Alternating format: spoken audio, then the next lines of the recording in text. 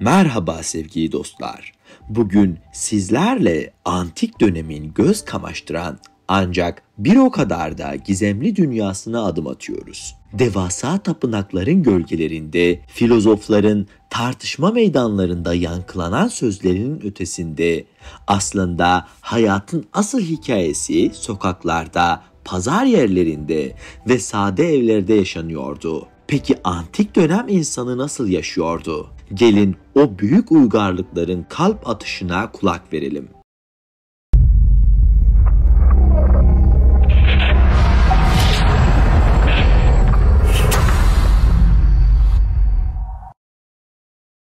Antik dönemde güneş sadece bir doğa olgusu değil, hayatın ritmini belirleyen bir saatti. Romalı bir çiftçi için güneşin ilk ışıkları tarlaların yolunu tutma vaktiydi. Yunan şehir devletlerinde sabah saatleri genellikle pazar yerlerinde başlardı. Şehir merkezlerindeki agora ya da Roma'daki forum hem ticaret hem de sosyalleşme noktalarıydı. Burada baharatçıların tezgahlarından yayılan baharat kokuları, balıkçıların bağırışları ve marangoz tezgahlarının sesi birbirine karışıyordu. Antik mutfak coğrafya ve sınıf farklılıklarıyla şekillenirken temel besin kaynakları tahıllar, zeytin ve şaraptı. Çiftçiler arpa ve buğdayı temel gıda olarak tüketirken zeytinyağı sadece yemek pişirmek için değil, aynı zamanda aydınlatma ve cilt bakımında da kullanılırdı. Bal, şekerin bilinmediği dönemlerde tatlandırıcı olarak kullanılırken et ise genellikle zengin sofralarının bir parçasıydı. Antik Mısır'da bira yaygın bir içecek iken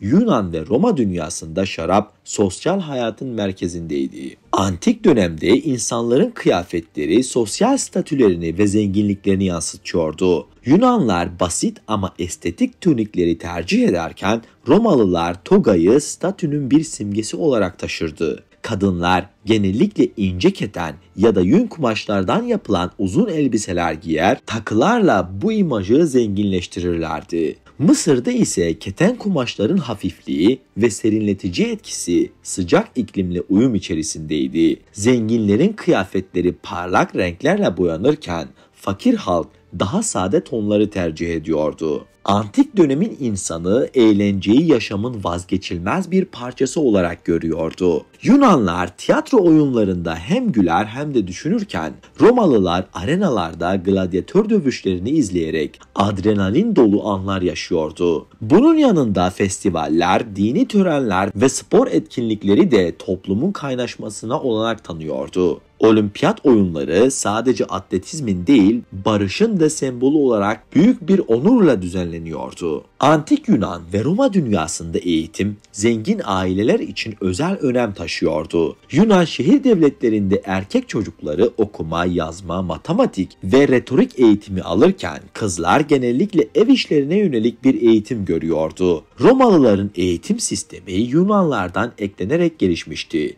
Zengin aileler çocuklarını genellikle özel öğretmenlere teslim ediyordu. Felsefe bu dönemin en prestijli bilgi anlayışlarından biriydi. Özellikle Platon'un akademisi ve Aristoteles'in laikonu düşüncenin dış dünyayı şekillendirdiği bir merkezdi. Bugün modern hijyen standartlarına sahip olsak da antik dönemde temizlik kavramı çok farklı bir anlam taşıyordu. Romalılar hamamlarıyla meşhurdu.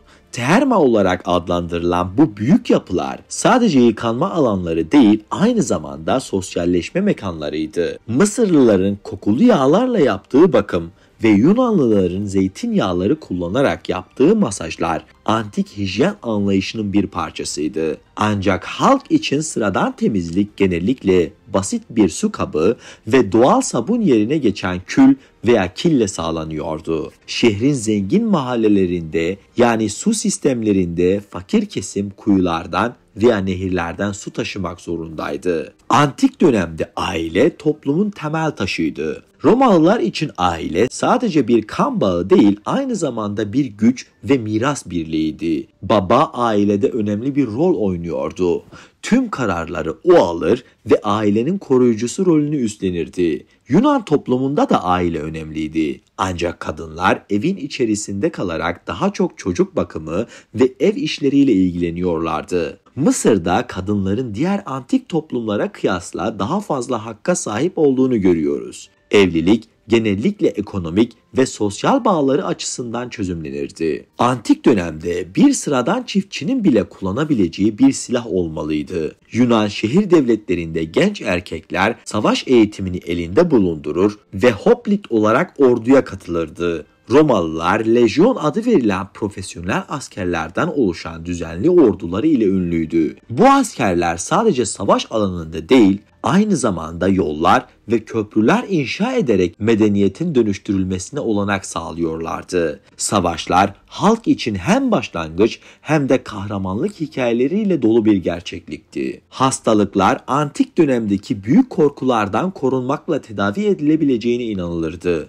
Tıp daha çok deneyime ve doğa gözlemlerine dayanıyor, ancak bu inanış tıbbın babası olarak bilinen Hipokrat ile değiştirildi. Hipokrat hastalıkların yaşayan tanrılar tarafından gönderilmediğini, doğal nedenlere dayandığını savunuyordu. Şifalı bitkiler, dualar ve basit cerrahi müdahaleler periyodik sistemin tedavi yöntemleriydi. Ancak sağlık hizmetleri genellikle zengin sınıflara ulaşabiliyordu. Fakir halk her zamanki gibi kendi imkanlarıyla iyileşmek zorundaydı. Antik dönem insanları için tanrılar ve ruhani varlıklar hayatın her alanında hazır bulunuyordu. Her eylem tanrıların gözetiminde görülüyor ve onlardan övgü kazanmak için adaklar sunuyorlardı. Yunan tanrıları insan şeklinde betimlenerek insana yakın görülürken Mısır tanrıları daha soyut ve mistikti. Mabetler tanrılarla insanlar arasında bir köprü olarak kabul ediliyor ve mabetlerde düzenlenen ritüeller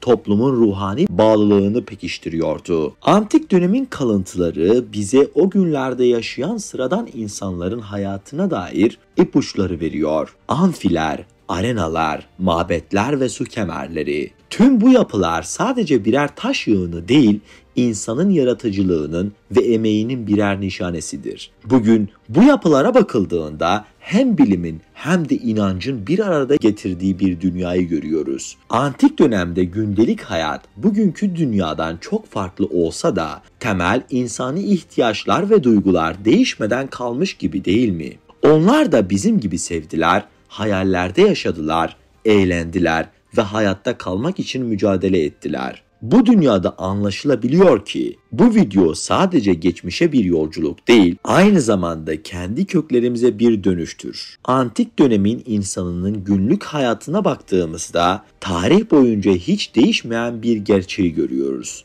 İnsan ruhu her çağda aynı tutkuyla yaşamaya devam ediyor. Daha fazla içeriğe ulaşabilmek için kanalıma abone olabilir, video isteklerinizi iletmek isterseniz Instagram hesabımdan bana ulaşabilirsiniz.